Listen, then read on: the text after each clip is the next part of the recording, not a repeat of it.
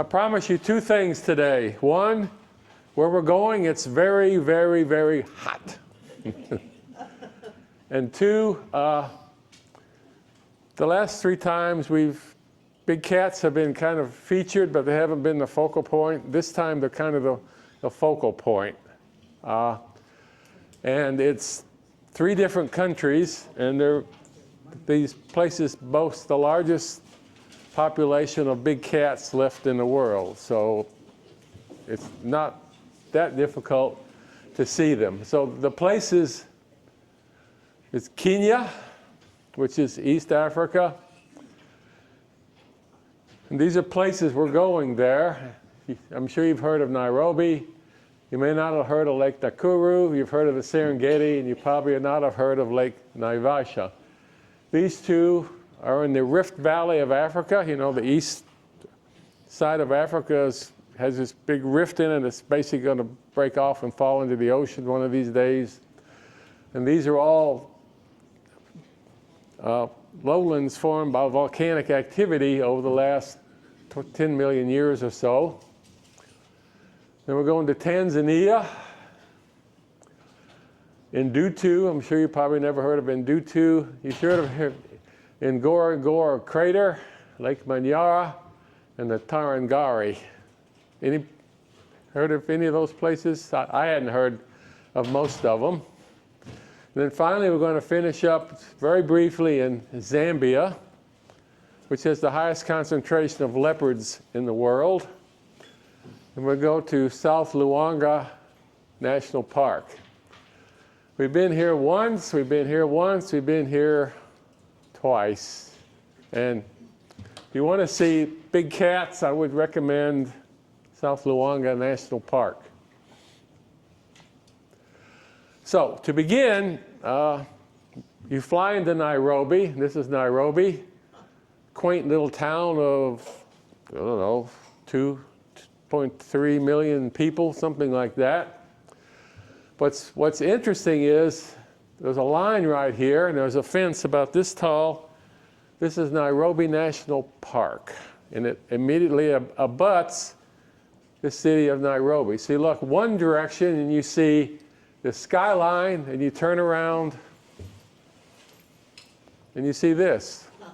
There's nothing for 100 miles until you see the other side of the Rift Valley, except this.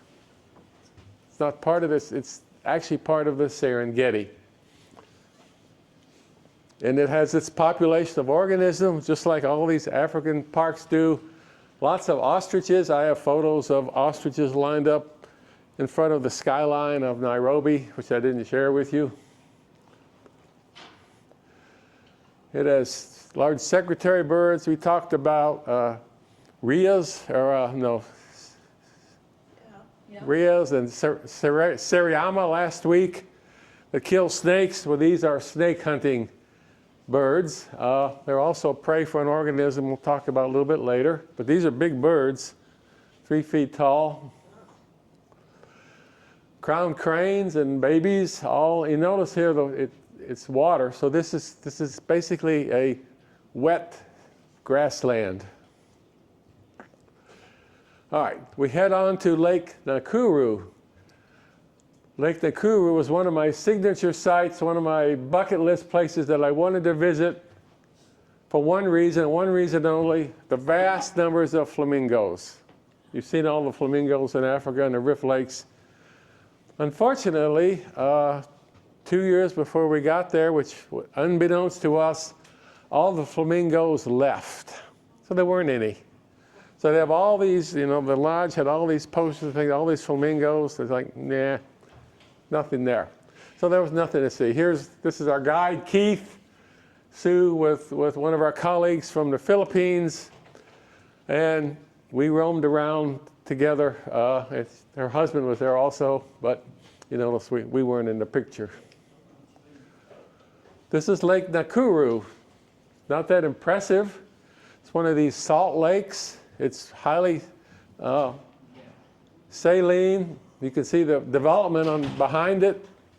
One of the reasons the flamingos left is because the development caused the lake salinity to increase to the point Well, there were no shrimp in the lake anymore, so the flamingos left. But it was there's a few pelicans here, but not much. So I'm like, well, we're going to spend, 5-6 days here looking for nothing. Well, it wasn't quite like that, because this turned out to be an absolute African Eden, African paradise. There were so many animals, water buffalo, Cape buffalo, zebras, beautiful landscape, not quite a savanna, a little bit wetter. We saw impalas, and this was the mating season, so they were jousting. This is a rare giraffe. This is Rothschild giraffe. All giraffes are the same species, but there are lots of subspecies. This one is Giraffa rothschildii, and this was a juvenile eating thorn bush. We saw rhinos, lots of rhinos. Here's the edge of the Rift Valley here, 100 miles the other direction. At the other side of the Rift Valley, it's full of lakes. Here's a giant greater cormorant, which was not what the photo was about, but it was about this pair of feeding white rhinos. If you know, there's 2 species of rhinoceros, or 3 species, 4 species, but in Africa, there are 2, the white and the black. They're both gray. Actually, white rhino is a mispronunciation of the Afrikaans of wide, because the mouth is wide. They're grazers. They feed on grass. The white rhino has a pointed snout, and it feeds on. It's a grazer, not a grazer, a shrub feeder, browser. You mean the black rhino? The black rhino is the browser. Sorry. Yes. But this was a male and female, and pretty docile. You notice there's some birds with them and so forth. Lots of zebras. Somebody said it's zebra, and I said, well, you don't. When a woman is named Deborah, you don't call her Debra, right? So it's zebra, technically. These are greaves. Another subspecies. Notice there's no shadow line between the black and white. It's just black and white. Here's a mom, here's a baby, and here's the other baby learning how to be a zebra. I love this bird. This bird is a widow bird. This is the male, and he's in breeding plumage. To impress a female, he's impressing so many females he can't even fly. This long tail gets all tangled up, and it looks like related to our red-winged blackbird, but it is not at all. But big bird like this. And they lose that tail. Sue was lusting after its tail because she loves feathers.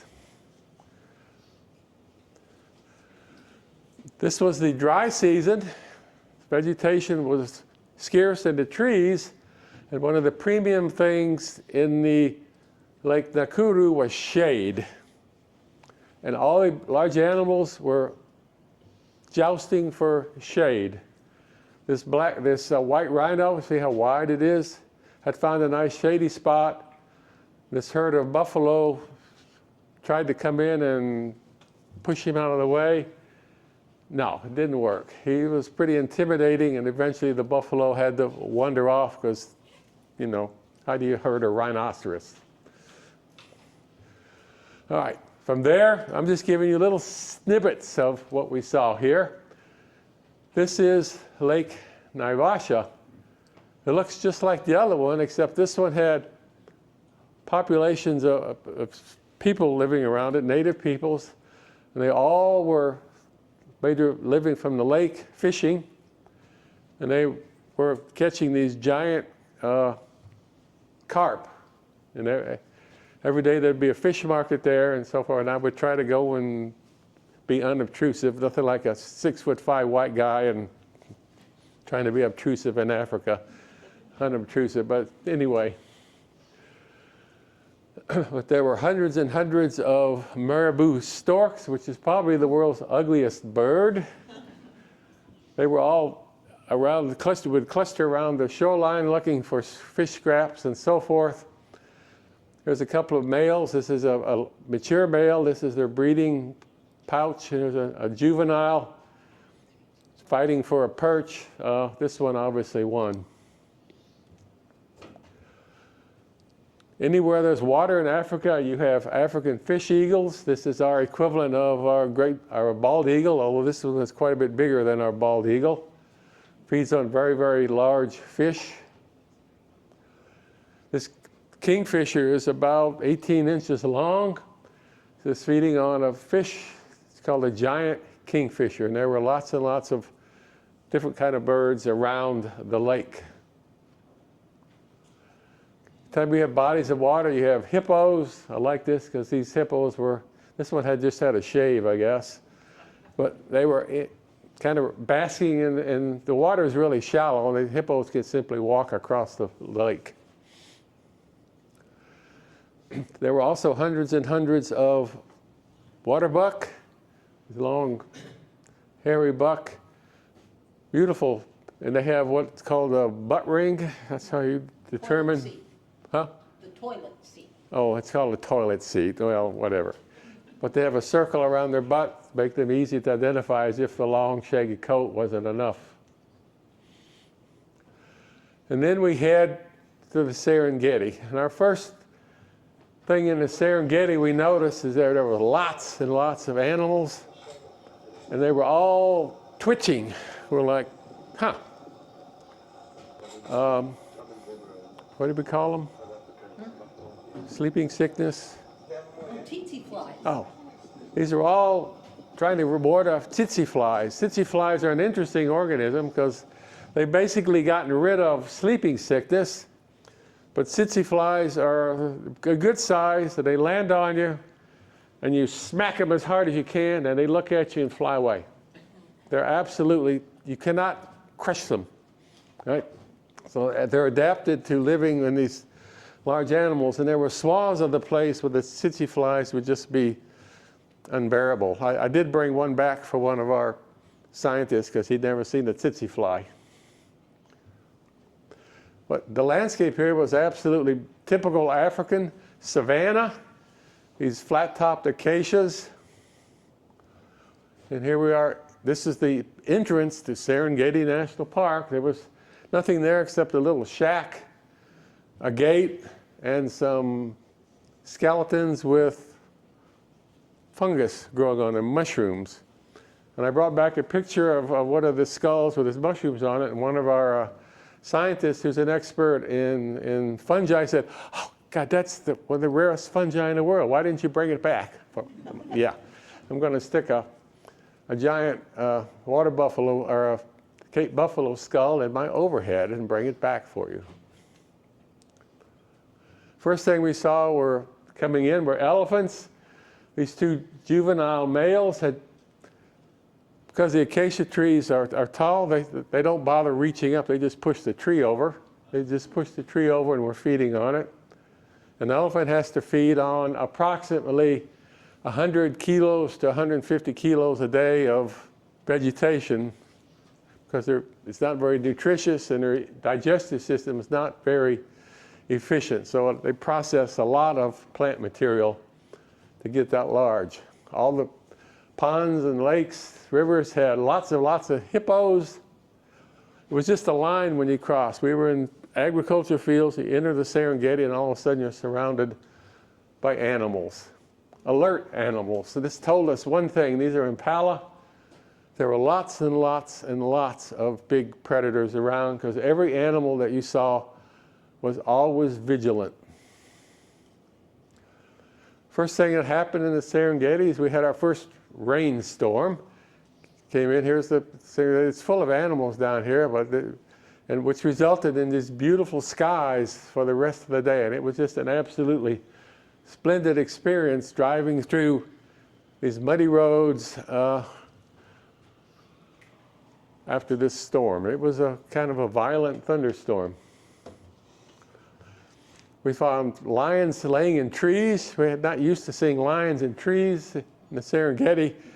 It's so flat and so expansive. Anytime they can get up to look for trees, they get up and rest. These were cubs, and they're probably safer up there. Here's a male lion, juvenile adult. He's not quite an adult yet. You can see his mane hasn't grown. In Zambia, the lions don't have manes, the males. In the Serengeti, they do. And this one was looking intently at us, and I said, oh, what's going to happen? He's going to bother us. And before you know it, just sleepy. Lions spend 85 to 90% of their time asleep. It's the other 10% that keeps them going. But around them were blue wildebeest. What are they looking at? The lion. Always aware of where it is. These are Tsebi, nice sized lion bait antelope, beautiful color. They're also looking at the lion. You could always tell where the predator was because you just follow the eyesight of the large mammals. And the reason was because there were always some vigilant. You can tell this is the daytime. You see how small his pupil is. But if an opportunity happens, they'll take it. But most lions hunt at night. This is a red-headed agama lizard, very large. Can you be any more gaudy than that? From red to orange to bright blue. This is a male, breeding plumage or breeding scales. And an interesting bird, this is called a hammerkop. There it is. This bird from here to here is 36 inches. This is its nest. Makes the largest nest of any bird in the world. It's like a giant beaver lodge in a tree, right? And it composts, and they lay their eggs inside. They don't have to incubate their eggs because it's so warm in there from the composting vegetation.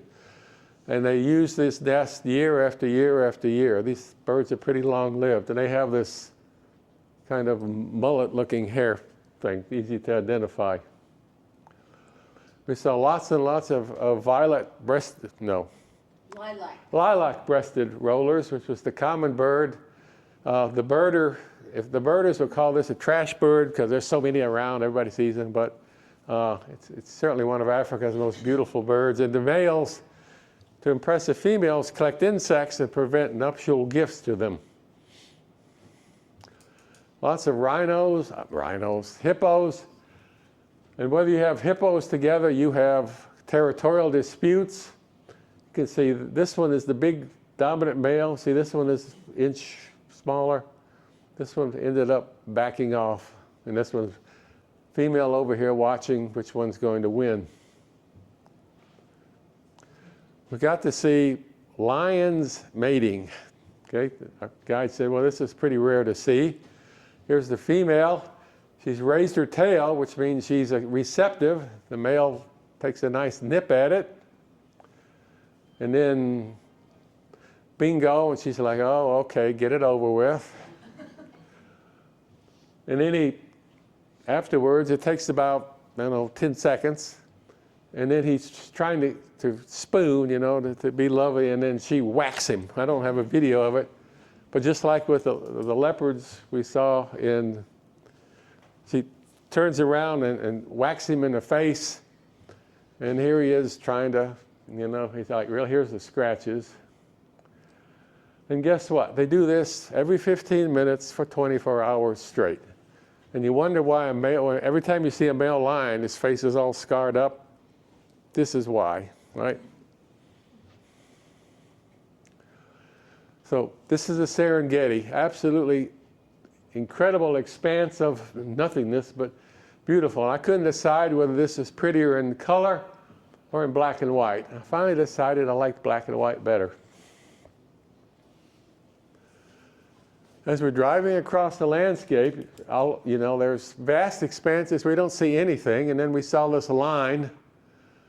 First I thought it was a shrub line, and we started watching it. It was this long line of wildebeest, single file, winding across the Serengeti. Went across, and we sat there for 45 minutes and watched them come by. I don't know what they were doing. This is not the Great Migration. This was simply going somewhere else. Occasionally they'd be joined by zebra. This is why we waited for 45 minutes. It's like a roadblock, right? It's like students on campus crossing in front of you. Just on and on and on and on and on. You can see here there's a trail warns that this must be an ancestral migration route. See, once in a while there's a baby. All right, then we head on to a place called Ndutu, which was a region of the Serengeti. There was a lodge there, and we stayed at the lodge. But we came to Ndutu to see one specific thing. This wasn't it. This is a flat-necked chameleon, the bright green. And I knew there were chameleons here, and we walked around the grounds, and tried to find them. And I asked our guide, I said, I can't find a chameleon. They're too cryptic. And he said, he handed one of the porters $1. Within a minute, he found one and showed it to us. So that's how we found this chameleon. Also found giant silk moths here in the garden. It was quite an amazing place.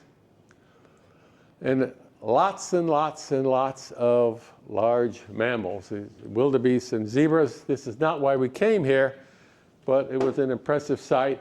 And if you turn and look the other direction, you would see the endless Serengeti with nothing but wildebeest as far as you could see. Here we have Fisher's lovebird, which were nesting in the trees. Interesting organism. And then spectacular sunsets every night. This is why we came to Ndutu, not to see the large mammals, but to see cheetahs. Cheetahs are not uncommon. They're an endangered species, but to see them in the wild interacting is quite unusual, unless you just live there. This is a female, and here's 3 of her cubs. And they're looking lustfully at all the large mammals. One thing you have to know about cheetahs is they are curious. Look, they're all heading for them. But a cheetah is not large enough to attack a wildebeest or a zebra. This cat is 4 feet long, and weighs at the most 100 pounds. And it's the fastest organism on Earth. They run from 55 to 61 miles per hour. But the zebra, they're not afraid of it because it's too big. They're too big. These things feed on smaller antelope like Thompson's gazelle and smaller antelopes, which they can capture. So we were having a picnic out and watched this interaction for several hours, where this mom and babies were trying to figure out this large herd of big mammals.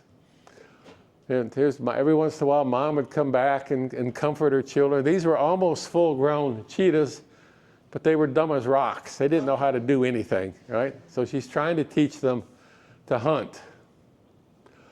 What they were looking for were not these, but these. There were lots and lots of babies, baby wildebeest, baby zebras, and this was the only prey that would be available to them, and yet the herd and the moms were very, very protective, and they were certainly aware of the cheetah. So after a while, the cubs got bored with not hunting, and they spent the afternoon playing, most of them playing and fighting and, and so forth. So it was an interesting afternoon spent with a family of cheetahs. Suppose of one, this is mom, little morphology here. Cheetahs are the smallest of the cats. So like I said, they weigh 75 to about 120 pounds. So not very physically, I mean, they're physically strong, but as compared to the other cats, they have very powerful hind legs. They have very long legs. And they have this sloping back, and their spine is very limber, articulate. So these things can run like crazy. It's interesting that some scientists think cheetahs evolved in North America. And one of the reasons is because we have an organism that runs 55 miles an hour, right, out west. Why would an organism need to run 55 miles an hour in America? Because it evolved with cheetahs. It's the pronghorn antelope. It's called an ecological anachronism. In other words, there's no reason, the selection pressure that made it develop to run 55 miles an hour no longer exists there. So it might have been a different species, but the ancestral cheetah about maybe 10,000 years ago. But it's a very noble, you can see why these things were originally distributed all over Africa and into the Middle East. And the sultans and so forth in Saudi Arabia used to have them as pets. They would use them in hunting, like the falcons and so forth. But then it got to the point when Europeans came, we liked them for coats better than that. So the population declined. There are actually 5 subspecies of cheetah, and the largest concentration now lives in Tanzania. You can see the difference. I'm going to show you the difference between the two. We back up here. Slim, sleek, fast. One of the main difficulties of a cheetah when it catches something is to kill it. Because they have to, they're not very powerful cats, so they have to grab it by the neck, suffocate it until it passes out, and then bite through its skull if they can, or bite through its neck to try to kill it. A lion does not have that problem. Here's a big old clunky male lion. These weigh 500 to 700 pounds, and this has no difficulty killing something, right? You can see the difference between the two, and cheetahs and lions do not get along at all. In fact, a lot of the cheetah kills are taken away by lions and hyenas before they can, because they're not strong enough to drag it up into a tree. We also ran across a colony of bad-eared foxes. This was a family gathering. And then we left and we headed here. This is the Serengeti. This is the edge of the Rift Valley, one of the edges, and this is the Ngorongoro volcano. And we were going to the Ngorongoro crater, which is the largest intact, unfilled crater on Earth. Along the way, we saw black-backed jackals displaying Cory bustards. This is a male, either displaying for a female or just simply to make himself look bigger. Lots of caterpillars in the trees, these relatives of gypsy moth. And we ran across Sue's vulture colonies, or vulture kills. This is a wildebeest. These are white-backed vultures. Remember last time we talked about, and last time we talked about Africa, we talked about the hierarchy of vultures on kills. These are the medium kind of, okay. But when the big boy showed up, the leopard-faced, everybody was deferred to him or her. This is actually a female.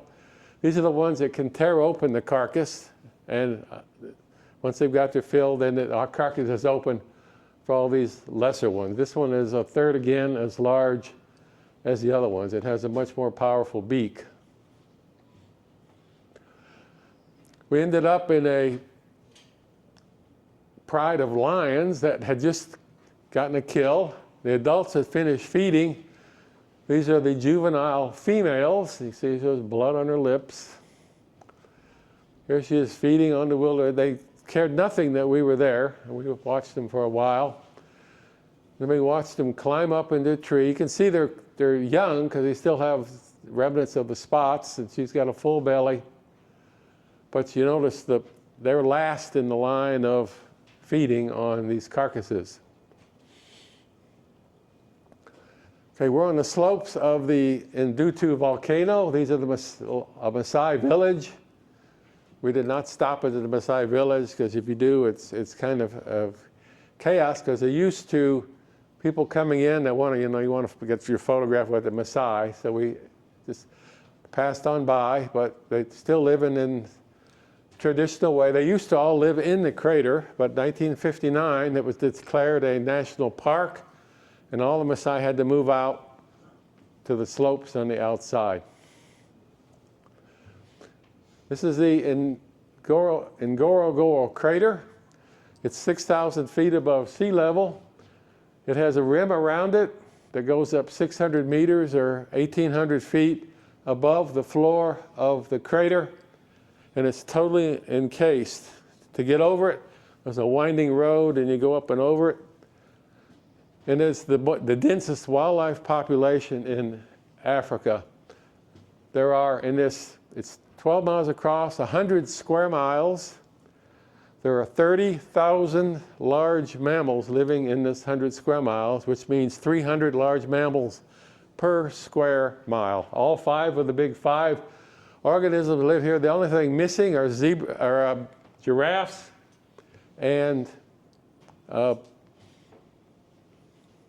antelope, common antelope. Not impala. Impala. Those are missing. There's nothing keeping them in there except this ridge, right? So you can there's one road in and one road out, and there are animal trails that go up, but there's not a lot of migration. There's a lake in here called Lake Magnaki. And here, the rhinos are the globally endangered black rhino. You can see here it has this pointed snout. It has, there I saw my flamingos. Unfortunately, I couldn't get close enough to the flamingos, but that 30,000 doesn't include birds. 1,000. This was large mammals, and there were 30 or 40 supposedly black rhinos living in this valley. Large herds of elephant. This is Thompson's gazelle. This is a black-backed jackal. He was trying to hunt the gazelle, and the Thompson's gazelle proved to be the jackal had bitten off more than it could chew, so to speak, and he was run off by this large male, it's a small antelope, but large enough to run the jackal off. On the rim, we saw the zebras jousting. These were 2 males fighting for dominance in a herd. They're up on the edge of the Rift Valley, so you're looking up at them. Interesting perspective. Probably the second largest predator other than lions in this place are the spotted hyenas, and there were lots of spotted hyenas, and these are the ones they will actually take kills from other organisms. They'll actually run lions off if they get enough of them. And lions, oh yes.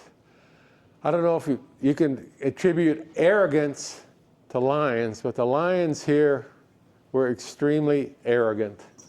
As our guide said, the lions here, there's so much prey, there's so many lions, they don't have to hunt, they just go out and catch something and eat it. Okay? So, lions, more lions,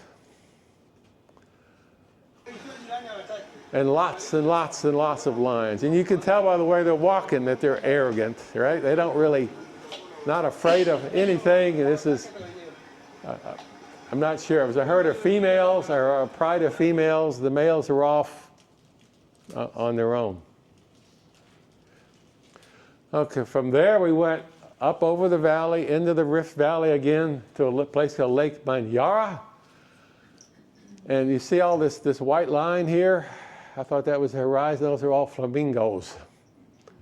So I finally got to see my vast herds of flamingos, except they were far, far away. And these rift lakes, they have no edges. They simply grade into wetlands and then to dry land. Edges here, hippo colony. You remember, this is a volcanic landscape. This is the volcanic Rift Valley. There were lots and lots of hot springs. This reminded me of a hot spring in Yellowstone. The water is just below the boiling point. You have all these extremophile bacteria living there. The area was full of yellow-billed storks. In India, we saw painted storks, which look just exactly like these, except they're on a different continent, but they were actually connected at one point, so if they came back together, they might be the same species. And finally got to see lots of flamingos, lesser flamingos and greater flamingos. Sorry for the bobbing. I'm not used to using my camera for videography. And the juxtaposition of organisms, here's the other side of the Rift Valley. See, it's flat and then up. Wildebeest with large colonies of flamingo. So a different monkey. This is the blue monkey, which kind of lives off in the forest on the edge of the lake. This is the lesser flamingo. And if you're a photographer and you like composition, it's perfect. You just watch flamingos and it's like going to the ballet and watching dancers dance, because they all, except for this juvenile who kind of messed up my image there. This is the Paradise Wida, male, another in breeding plumage. I'm like, really? Just the thing could barely fly. It's so large. And these are actually parasitic in green petilia, whatever that. Little finch bird. This huge bird parasitizes a nest of little finch birds. It's the male trying to attract a female. I'm not sure how big this bird is because it's inflated its size. Lots of African pelicans. There's the adult and the juveniles. You can see here that the edges of Lake Manyara were very, very diffuse. It was difficult to tell when you were on the edge and when you were in a wetland. Being entomologists, we were driving through and we saw this mud spot and we stopped and we were going to get out of the vehicle to go see the butterflies, and our guide said, We said, why? What can't we get? There's nothing here. And he said, look up. Okay, so we did not get out. On to Tarangire, which is another national park, which is a very non-visit. It's about 100 miles from Arusha, the city. And this is the yellow-collared lovebird. And the lovebirds all live in colonies. And this is a pair, you know, and they all are always spooning and messing with each other. A barbet, yellow. Red and yellow. Red and yellow, it's a catchy name, red and yellow barbet. But these are social birds, and if you are driving around, these will actually come up and pick insects out of your radiator. So they're opportunists, to say the least. It was a dry season, and I was looking for insects. I couldn't find any insects. I couldn't find any. There just were no insects. And I found this great hornbill up in a tree, and he had no trouble. He had a giant silk moth and a beak full of grasshoppers. And I couldn't find any insects, but he seemed to have no problem whatsoever. The other thing we saw was red bishops, a more showy bird, never existed. Red-cheeked cordon bleu. This is one of the birds that large white bird parasitizes, but very interesting bird. And this is actually a photo of the baobab. This is the first time we saw baobab trees. I put the elephant in just for perspective, but I thought that the baobab needed its own thing. So this tree is probably 400 years old, and it's as big around as the sequoia in California, not quite as tall. But there's all sorts of organisms and things that live in baobab trees. The browse line here is taller than giraffe, so they're not feeding on baobab. Okay, then we move on to a different country, Zambia, which is east or west of, and a little bit southwest of Tanzania, to South Luangwa National Park. This used to be Southern Rhodesia, for those of you that are old enough to remember, before they changed all the names. And we came here to see and photograph leopards, and there were lots and lots of leopards. A lot of them. This is a sleepy one in a tree. You can see the tight little pupils. And we ran across a kill, and our guy said, we'll come back at night. It was an impala, and here's the leopard that it made the kill, a female, and there she is feeding on her. She let it sit in the sun for 24 hours to kind of, loosen it up a little bit. You can hear us taking pictures of it. We're in a vehicle. The cat didn't really care that we were there, and then all of a sudden it got up and it noticed us. You can see here it's night. And it watched us for a little while and then simply went back to feeding. This is the way we mostly saw the leopards in cryptic. This one is in the tangled thicket. Must have just cracked the spleen. You can hear our guide talking. This is a male kind of hanging out on the ground, watching. The animals around it were vigilant, particularly the one with these little calves. A zebra is a little bit big for a leopard, but a baby is perfectly good. This one is for nursing, but there were other zebras around her watching while she was nursing. And here's a leopard that's taking notice. You see this, they kind of slump on a tree, but this one is pretty alert. And you can see it's kind of demure looking, like, yes, you can look at me, you can photograph me, but if you mess with me, I will eat you.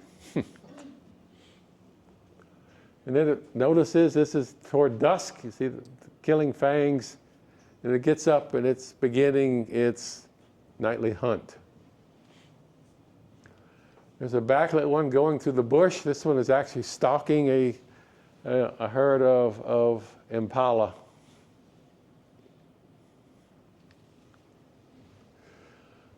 So, we talk in the U.S. about dark sky parks and so forth. All of Africa is a dark sky park, right? So sitting in the dark, listening to bellowing hippos, look up to thousands of stars that blink and sparkle in the Milky Way. And we went out several times at night. And this was my favorite one photo, that same baobab with the Milky Way. And the reason it's lit up is our guide is behind it with his cell phone, holding it. That's the only light for the, and we had you could not go out in this park at night alone without a ranger with an elephant gun. So there was a guy, so we took a picture of the ranger with his elephant gun in front of the baobab, but just in case, because the roving hippos were an issue. So, we are mesmerized by the antics of a bevy of lilac-breasted rollers as they cavort around a weathered gray tree. Is this the batter over holes? And our guide had never seen this. This is this wonderful tree that everybody is fighting over. These are all males. I don't see any nesting holes, but they seem to. We watched this for 45 minutes. It was amazing spectacle to see these birds coming and going, and didn't notice like they settled anything, but who knows. As a wildlife photographer, you have to be patient. So I saw this scene, and I'm like, man, this is an absolutely spectacular scene. Wouldn't it be nice if there was a big animal that walked by, right? Like a giraffe or something. Well, about 30 seconds later, big elephant showed up, and it was like, oh, thank you.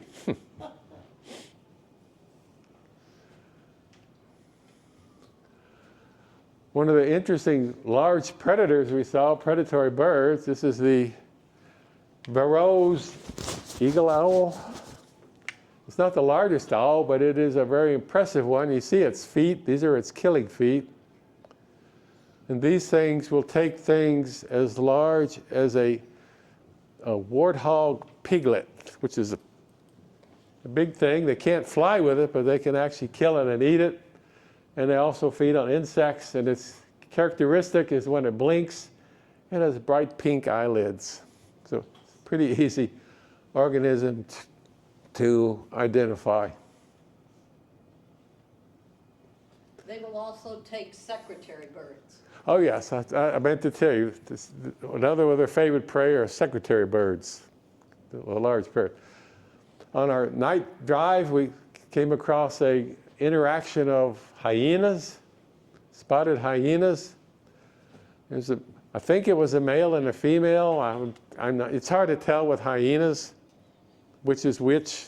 Their sexes are all messed up, and it's a long, sad story which I won't get into.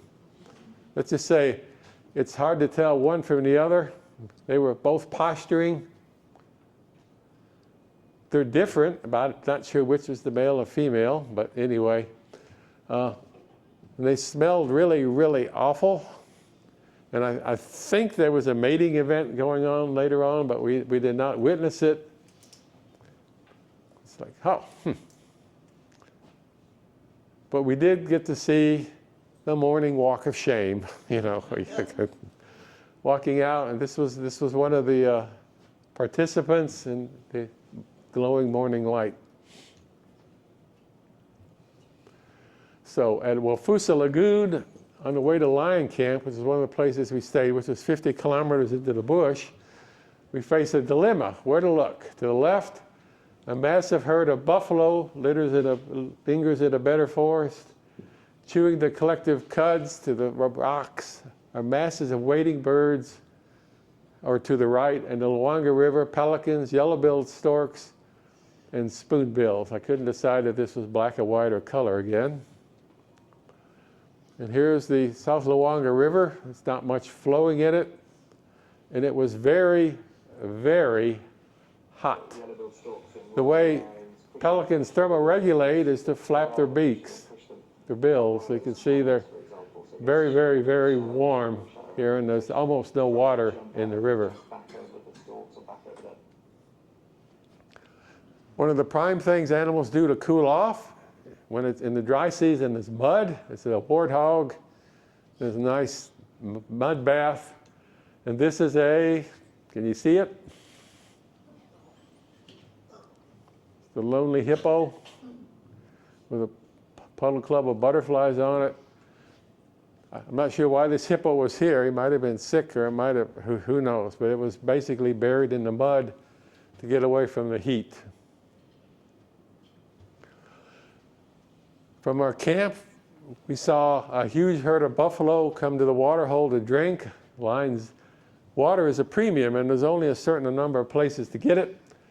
To drink, line after line, zigzag down the steep bank where it bellows, much splashing about. In a few minutes, they have all vanished back.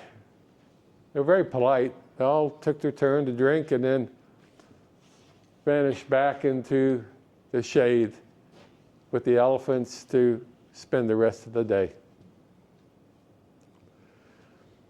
Oxpeckers love Cape buffalo. These are yellow-billed oxpeckers in the nostrils, around the horns, getting ticks and so forth. And the buffalo have to be careful. They will actually peck out their eyes if they let them.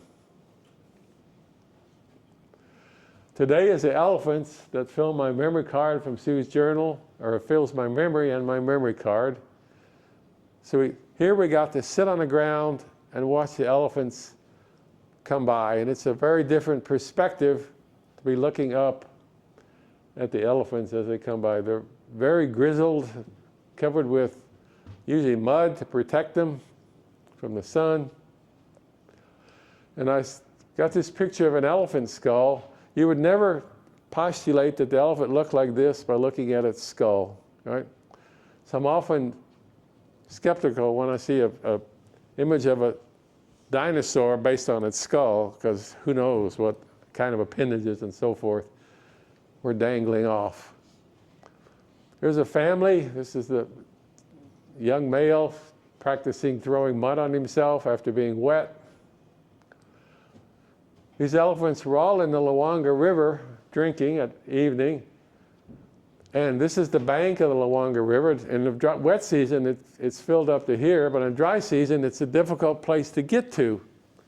And we found there was only one avenue up, and there was this one little stairway, and all the elephants lined up very politely to take their turn getting out of the Luangwa River Valley. This young one was the last one to go. This is elephant hide.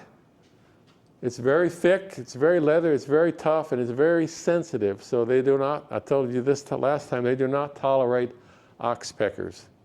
And with their trunk and their tail, they can reach every place on their body. So oxpeckers do not mess with elephants. And also, you can be in a herd of elephants. They can be 20 or 30 around, and they're walking. You can't hear a thing. Absolutely silent. And the reason is they have these huge feet and these soft pads, so they don't make a sound when they walk. So typical elephant, large head, weighs 2 tons. This is a partially grown male. He's 12 feet at the shoulder here. Get up to about 13 to 14 feet when they're adult. We ran across a herd of elephants, maybe 50 or 60. They're all feeding on the trees. This tree was too big to push over, so they're simply ripping branches off, feeding on this cordage, I guess it is, chewing the stems, the branches, everything. And this herd here is at an ancestral salt lick. This is salty water coming out of the bank here. They're drinking the salt water, and they're teaching the young ones this is a good place to come for nutrients. Trace minerals that don't occur in the foliage that they feed on. So here's the herd of elephants heading off into the Champaign forest. 60 elephants wander into the Champaign forest and disappear. Immediately they were gone. All but one, that is, has a large branch and indulges in an afternoon snack. Here's this one.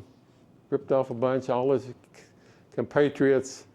But unlike a lot of the antelopes and so forth, these things are too big for a predator to mess with. We went into a old-growth Champaign forest, and so, well, this is pretty. Why are we here? Well, it turns out this is a great place to see zebras, and I love this photograph with the black and white juxtaposition of the zebras with the, and again, this was better in black and white than it was in color. So it's a cathedral Champaign forest with its bevy of zebra priests from Zoo's Journal. Here there were lots of Rothschild's giraffe again. These are adults feeding. This is the South Luangwa River. This is what its normal extent is. This is what it's like in the dry season. You can walk across it. And we came across ground hornbills again, but these were different. Our guide lives in South Luangwa. He'd never seen hornbills in the air, and we'll talk about that in a moment. But these were a juvenile and a male. And as soon as we watch, they're like the flamingos. They just kind of move around, and you get lots of different opportunities. Then they took to the air. He'd never seen giant hornbills in the air. They're big, cumbersome birds, but obviously very, very elegant flying around. We don't know what they were doing, but they were all in the air messing with each other. So under a tree, the spirit of Africa rests, a pile of lions, 7 females, 2 juveniles, spots still visible. Their presence is illuminated by vigilant baboons and skittish kudus. That's how we found this pride, in the shade. This is where they spend most of their time. Here's a vigilant yellow baboon, vigilant kudu. You can tell where the lion is, but where the ears are pointed, because they point toward the direction. Here's a female that just woke up. She's cleaning herself from last night's activities. Who knows what they were, but I'm sure it involved eating something. Then she yawned and went back to sleep. And these are about life size, you know, not quite that big, but anyway.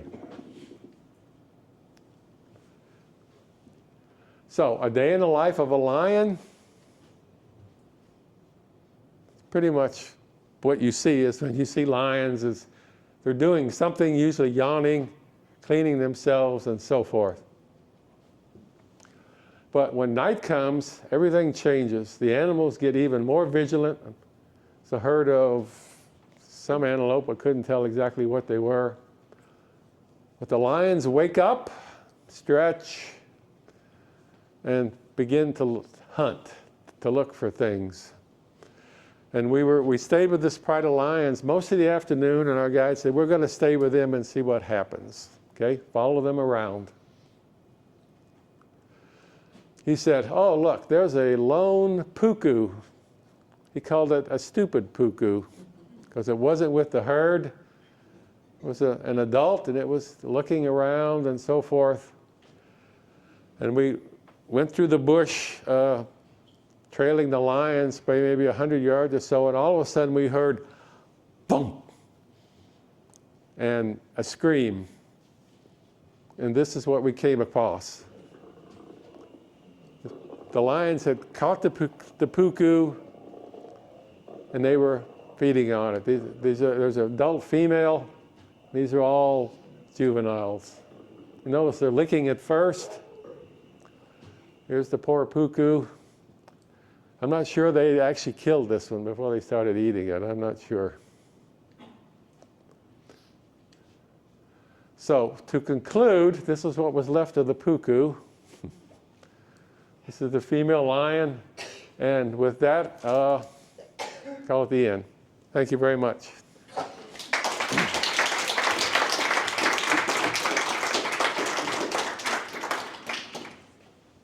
Questions? How heavy are those huge cameras you carry around? Mine weighs 13 pounds. I have no idea what Sue's weighs, 7 or 8. 7 or 8.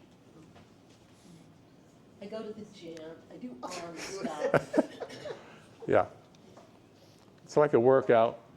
Once in, where were we? The first time we went to South Africa, we were going to be in a vehicle most of the time, so we bought bean bags that held pecan shells, which are real light. And I emailed our guide and I said, I'm going to bring my own bean bag. He said, oh, you don't need to. They provide them. Okay? All right, so we got a bean bag. It was like this, about this thick. It was full of sand. It weighed 30 pounds. And you rested it on the side of the vehicle, right, to lay the camera on to take pictures. Well, a couple of days we took over 1,000 pictures. So we did it 1,000. So what's 1,000 times 30 pounds? That's what we picked up. And then it leaks sand. So never listen to it. So bottom line is, yeah, you got to want to do it, right? You got to want to do it. Any discussion with the rangers or guides about poaching? Oh, yeah. Ironically, a lot of the guides were former poachers. So they knew about it. And in, where were we? In Luanga, there were troops of rangers that roamed the backcountry. They lived in the backcountry, and most of them were women with machine guns. and they were anti-poaching patrols. And in a place like Ngorongoro Crater, it's easy because it's a finite area. In a place like the Serengeti, it's difficult. We came across a big burned area, and it had been a pile of elephant tusks, which when they get them from the poachers, they don't sell them, they burn them. And there was this huge dust pile of ivory ash in there. So yeah, it's a problem, and it's always going to be a problem because we are the big predator, right? Yep.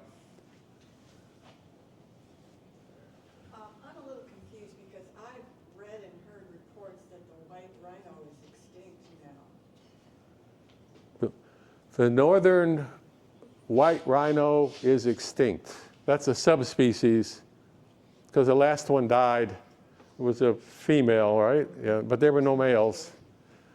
The southern white rhino, which is the ones we see, are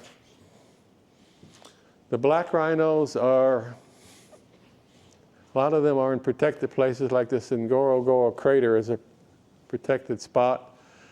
If it's a finite area, it's possible.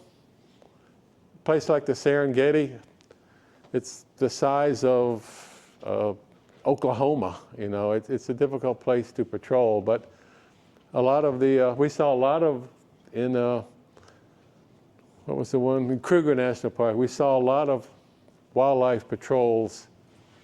There were guys with submachine guns driving around in combat gear. These were unfortunately, there's a lot of corruption. So money changes hands and, so forth. But it is what it is, I guess. How does the hyena take a prey away from the lion when the lion is so much larger? Yeah, but a pack of hyenas is much larger than a lion. Oh, so they travel in packs. They travel in packs. The hyenas bite. They crush up the bones and eat the bones because hyena scat is pure white because it's all calcium from the bones that they crunch up. So one bite from a hyena on a lion's flank and it's done. So they pretty much leave them alone. One hyena alone is no problem. 20 of them is. Same thing with wild dogs we saw last time. A bunch of wild dogs together. So hyenas are very, very powerful.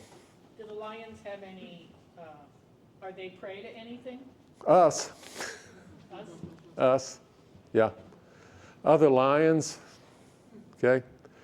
The main mortality factor of lion cubs is other male lions because it's not my child, I'm going to kill it, and then inseminate the female. Leopards, hyenas and lions are leopards of, what is it? I don't know what you're trying to say. The cat.